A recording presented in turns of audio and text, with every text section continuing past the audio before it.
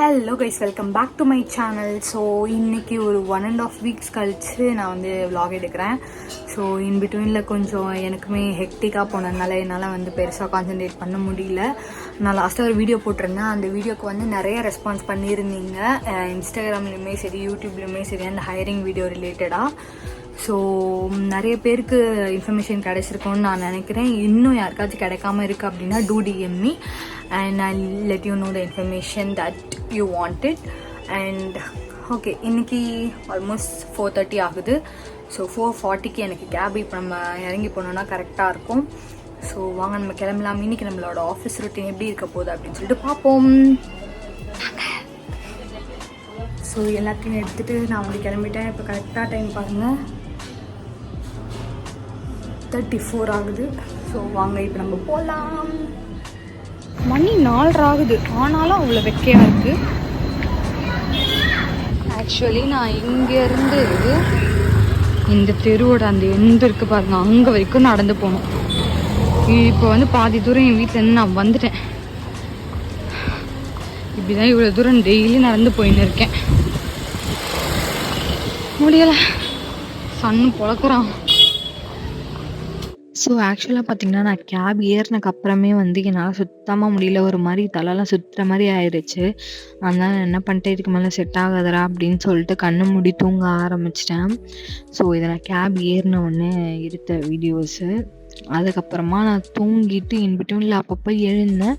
அதுக்கப்புறமா office reach ஆனதுக்கப்புறம் தான் வந்து நான் எந்திரிச்சேன். அதுக்கப்புறமா கண்டிப்பாக நம்ம ஒரு டீ குடிச்சே ஆகணும், அப்போ தான் கொஞ்சம் தெளிவாக இருக்கும் அப்படின்னு சொல்லிட்டு கேபை விட்டு இறங்கி ஸோ பக்கத்தில் இந்த கடைக்கு வந்து நாங்கள் வந்திருந்தோம். இங்கே வந்து லைக் நிறைய வெரைட்டி ஆஃப் போண்டா பஜ்ஜி அதெல்லாம் போடுவாங்க. ஸோ இதை நம்ம சாப்பிட்டுட்டு போகலாம் அப்படின்னு சொல்லிட்டு நான் அப்புறமா இன்னொரு 3 ஃப்ரெண்ட்ஸ் எல்லாருமே சேர்ந்து வந்திருந்தோம். சாப்பிட்டு வந்து கிளம்பியாச்சு. அதுக்கப்புறமா நான் டின்னருக்கு தான் வந்தேன். ஸோ டைம் வந்து இப்போது 8:30 ஆகுது. நாங்கள் இப்போ தான் சாப்பிடவே போகிறோம்.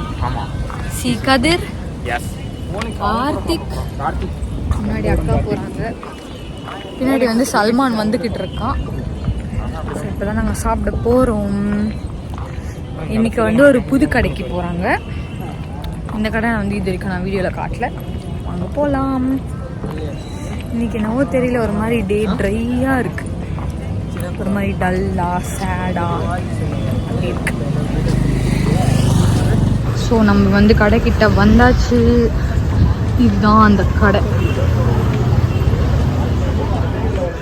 ஸோ நான் வந்து இன்னைக்கு கீரை குழம்பு, கதிர், சல்மான், கார்த்தி வந்து இன்னைக்கு தோசை,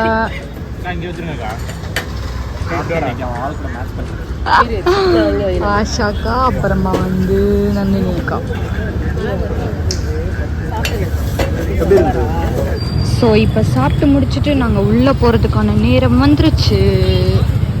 ஸோ அதுக்கப்புறம் பார்த்திங்கன்னா நாங்கள் வந்து உள்ளே கிளம்புறதுக்கு வந்து ரெடி ஆகிட்டோம். அப்போ தான் வந்து எனக்கு ப்ராப்பராக நெக்ஸ்ட் வீக் நம்ம எடுக்க முடியும் அப்படின்னு சொல்லிட்டு அதுக்கப்புறமா வந்து நான் நெக்ஸ்ட் வீக்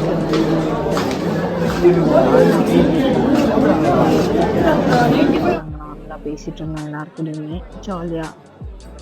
ஸோ நாங்கள் நார்மலாக பேசிகிட்ருப்போம். But still tea break. So time பார்த்தீங்கன்னா 3:43 ஆகுது. இப்போ எங்கள் கேபை தேடி போயிட்டுருக்கேன். ஸோ நாங்கள் எப்பயுமே நிற்கிற அந்த இடத்துல நாங்கள் கொஞ்சம் பேசி முடிச்சுட்டு அதுக்கப்புறம் ஸோ ஃபைனலி கேப் ஏறி நிம்மதியாக உட்காந்து இந்த பாட்டை கேட்டுட்டு வந்ததுக்கப்புறம் தான் கொஞ்சம் அப்படியே நிம்மதியாக இருந்துச்சு. தெரியல, ஒரு மாதிரி எம்டிஎன்ஸ் டேவே. ஸோ ஃபைனலி பார்த்தீங்கன்னா நான் வந்து வீட்டுக்கு வந்துட்டேன். இப்போ டைம் பார்த்தீங்கன்னா 4:37 ஆகுது. இப்போ நான் மேலே போகணும். செம்மையாக பசிக்கிட்டு, ஒரு பக்கம் தூக்கம் வேறு வருது. எடிட்டிங் வேறு கொஞ்சம் பெண்டிங் இருக்குது. அப்போது எங்கள் அம்மாவுக்கு இனிமேல் தான் நான் கால் பண்ணி வர வைக்கணும். நான் இதுக்கப்புறம் என்ன பண்ணுறேன் அப்படின்றதையுமே பாப்பா ரோல் பாருங்கள், எவ்வளோ காலியாக இருக்குது.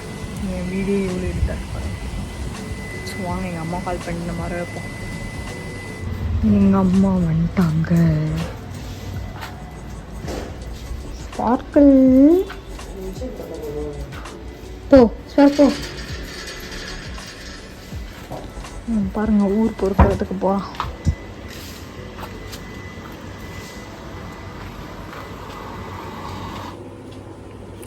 எங்கள் அம்மா கதவை திறந்துட்டாங்க. நானுமே உள்ளே வந்துட்டேன்.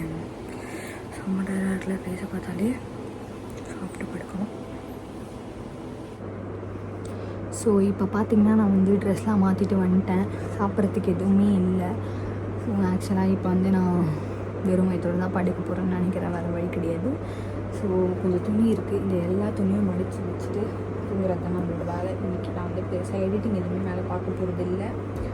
ஸோ இதை மடித்து வச்சுட்டா பலான்னு பற்றி தூங்கிடுவேன். அதுக்கப்புறம் ஒரு இம்பார்ட்டண்ட்டான ஒரு வேலை இருக்குது, அதையுமே முடிச்சுட்டு தான் வேலை. ஸோ அது எல்லாத்தையுமே முடிச்சுட்டு நம்ம தூங்குவோம். வாங்க இப்போ வந்து எனக்கு எவ்வளோ டைம் ஆகுதுன்னு பார்ப்பேன். என் கையில் வாட்ச் இல்லை, நான் வாட்ச் பார்க்குறேன். ஸோ இப்போ வந்து பார்த்திங்கன்னா 5:04 ஆகுது. ஸோ துணி மடிக்க எவ்வளோ நேரம் ஆகுதுன்னு பார்ப்போம். எனக்கு வந்து இந்த துணி வந்து நார்மலாக சும்மா அப்படியே சுற்றி வைக்கிறதுலாம் எனக்கு சுத்தமாக பிடிக்காது. எனக்கு ப்ராப்பராக அதை வந்து மடித்து வைக்கிறது எனக்கு வந்து பிடிக்கும். ஸோ ஷர்ட்னா ஷர்ட் எப்படி முடிக்கணுமோ அப்படி, சுடினா சுடி எப்படி மடிக்கணுமோ அப்படி. ஸோ அந்த மாதிரி மடித்து வச்சா தான் எனக்கு நிம்மதியாகவே இருக்கும். ஸோ இந்த மாதிரி மடித்து வச்சா தான் எனக்கு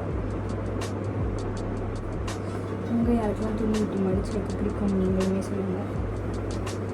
ஃபஸ்ட்டு எல்லாத்தையும் மடித்து வச்சுருவோம், அதுக்கப்புறமா உள்ளே எடுத்து வச்சுருவாங்க. இப்போ இன்கேஸ் நாளைக்கு போடுறதுக்கான துணி மீதி இருந்தால் கூட என்ன எடுத்து நம்ம வச்சுக்கலாம்.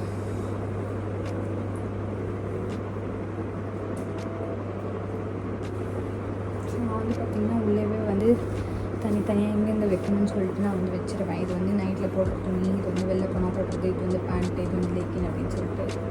ஸோ அப்போ தான் ஈஸியாக இருக்கும் நமக்கு.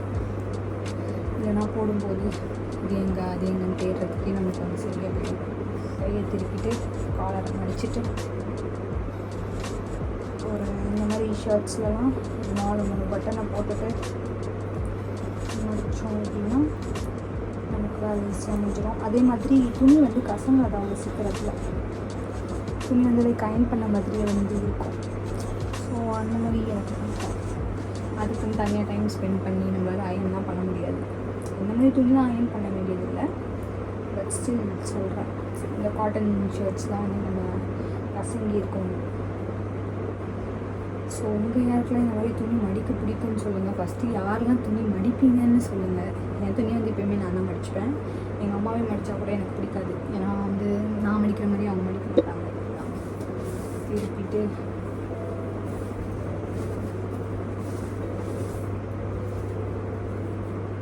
ஈக்குவலைஸ் பண்ணிவிட்டு அந்த லென்த்து கரெக்டாக பார்த்து அதை அப்படி ஈக்குவலாக முடிச்சுட்டு இங்கே கொஞ்சம் எக்ஸ்ட்ரா இருக்குது, இதை இப்படி ஒரு மடி மடிச்சுட்டு அவ்வளோதான். ஆல்ரெடி ஒரு பேண்ட்டு மடித்து வச்சுருக்கேன், அதையும்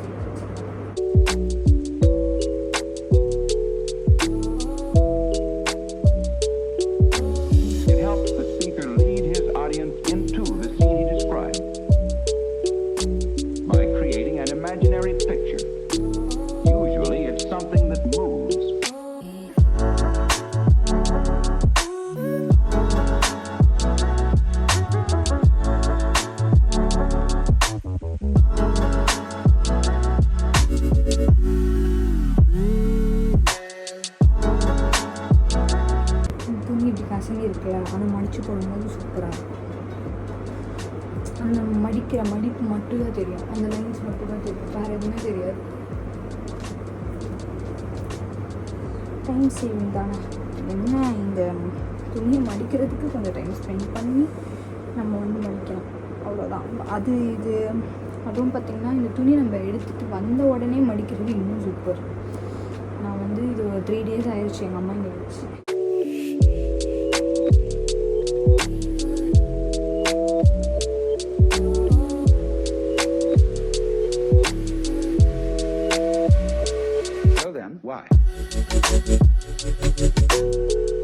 ஸோ அவ்வளோதான், நான் என் துணியை ஃபுல்லாக மடிச்சிட்டேன்.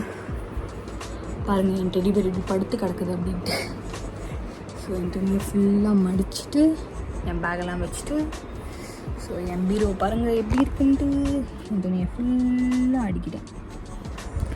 எப்படி வேஸ்ட்டு விடுபட்டு போயிடுச்சு. ஸோ கைஸ் பாய், நான் உங்களை நாளைக்கு வேறு ஒரு கண்டென்ட்டோட வேறு ஒரு வீடியோவில் சந்திக்கிறேன். அது வரைக்கும் டாடா.